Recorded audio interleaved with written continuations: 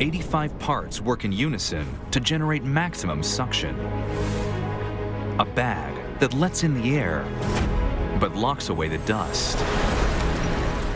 A steel propeller that spins faster than a power drill to suck in 500 gallons of air a minute. A super efficient motor that uses less than half the power of a hairdryer. It's a dust-hungry beast that's designed to last. The secret to the cleaner's super suction is the factory's ingenious injection mold that squeezes the body into shape. These are little tiny plastic beads. When I first came here, I thought they were like tiny little white marbles. Ian's job is to make sure that each mold squeezes together exactly the right proportion of plastic beads. It's all done on vacuum.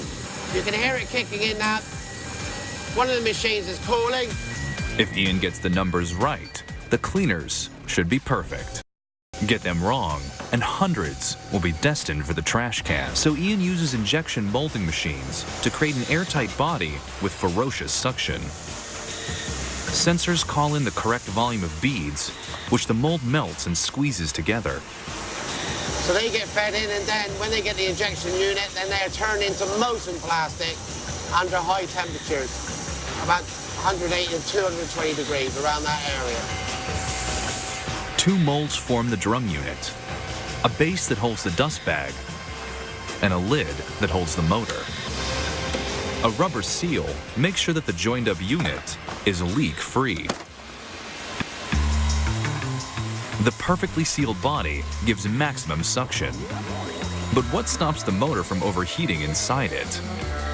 This machine has a clever design to keep cool. The 620-watt electric motor sits on top of the suction fan. As the fan blades spin, they push air up towards the motor, keeping it cool even on full blast. At the other end, the airflow pulls in the dust, and a bag with tiny pores traps it safely inside. That's how this machine can clean your house without ever getting hot under the hood.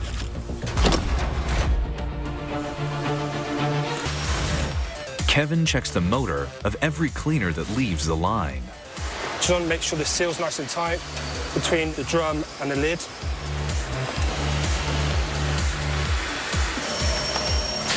This cleaner sucks fine. Chris is the man who sets the gold standard. He spins the cleaners by their cables and stretches their hoses in this $700,000 vacuum testing facility. The next challenge is to suck up as much dust as possible from this test carpet. This standardized dust allows Chris to check how good the cleaner is. To meet the required standards, the cleaner must suck up enough dust from the carpet.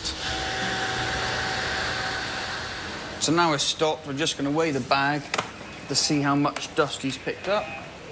And that's 63.09. This cleaner makes the grade. It's good enough to keep even the thickest carpets pristine.